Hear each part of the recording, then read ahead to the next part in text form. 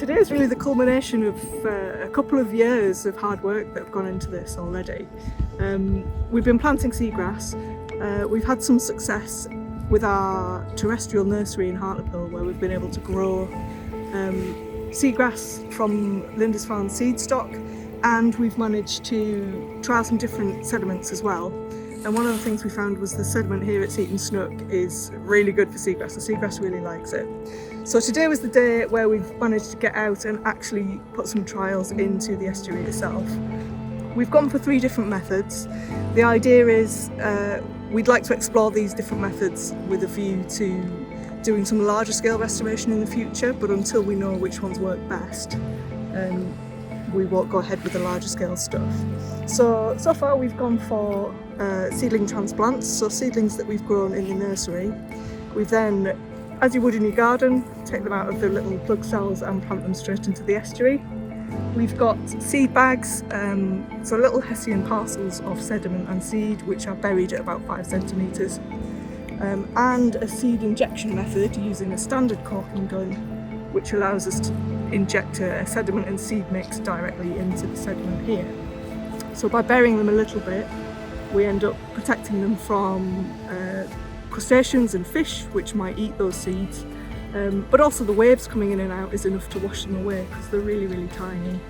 So hopefully the lovely sticky mud here will keep them put long enough for them to grow into seagrass. I mean, it'll probably take 10 years with it being successful here as well before we saw any decent amount of seagrass meadow to grow.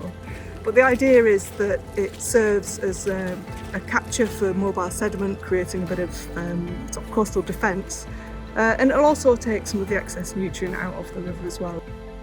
We'll be monitoring the sites over the coming next 6 months to see what happens.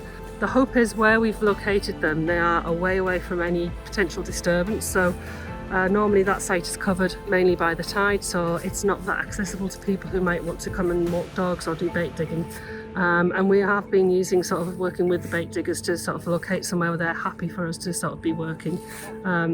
Fingers crossed there'll be no disturbance and we'll start having the small green seedlings of a seagrass meadow in the next year. We had an awful lot of enthusiasm and an awful lot of hope for that site. We're not sure now what's happened with the site. We have been back and discovered that there's been people digging bait in some of the places we were actually working. Unfortunately, we think that there's been too much interference from humankind on that site that might have made it fail.